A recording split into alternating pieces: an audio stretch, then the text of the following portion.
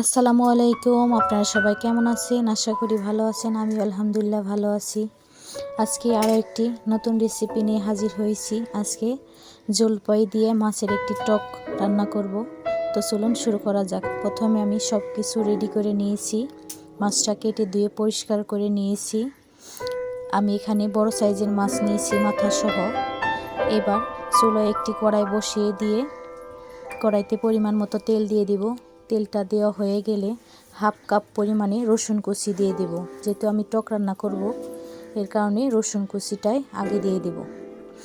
এরপরে দিয়ে দেব কাঁচামরিচ ফালি 4-5টে, আধা কাপের মতো পেঁয়াজ কুচি দিয়ে একটু ভেজে নেব। সামান্য একটু লাল লাল করে ভেজে নেব। আমার ভিডিওটি যে যেখান থেকে দেখতেছেন, দেখার শুরুতে একটি লাইক দিয়ে দিবেন।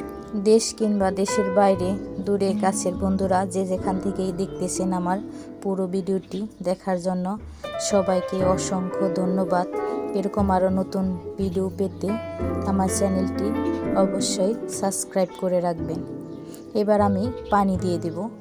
হাফ কাপ পরিমাণে পানি দিয়ে মশলাগুলো অ্যাড করব। প্রথমে আমি হলুদের গুঁড়া 1 চা চামচ, সজের গুঁড়া 1 চা চামচ, মরিচের গুঁড়া 1 চা চামচ, জিরা পেস্ট 1.5 চা চামচ, আদা রসুন পেস্ট 2 চা চামচ। আদা রসুন পেস্টটা একটু বেশি করে দেব।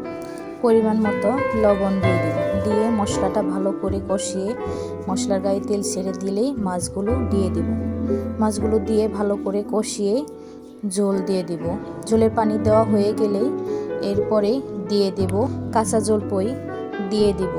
দিয়ে অল্প কিছুক্ষণ রান্না করে একটু গরম মশলা আর 1 চামচের মতো আর ধনেপাতা দিয়ে নামিয়ে নেব। দেখুন, সবজি দিয়ে মাছ সবসময় খেতে ভালো লাগে না। যখন দেখবেন মাছ খেতে ভালো না লাগে, তখন জলপাই দিয়ে এরকম একটা রেসিপি করে খেয়ে দেখবেন, খেতে অসাধারণ লাগে।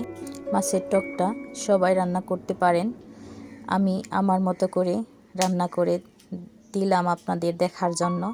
কেমন হয়েছে কমেন্টে জানাবেন। সবাই ভালো থাকবেন। আল্লাহ হাফেজ।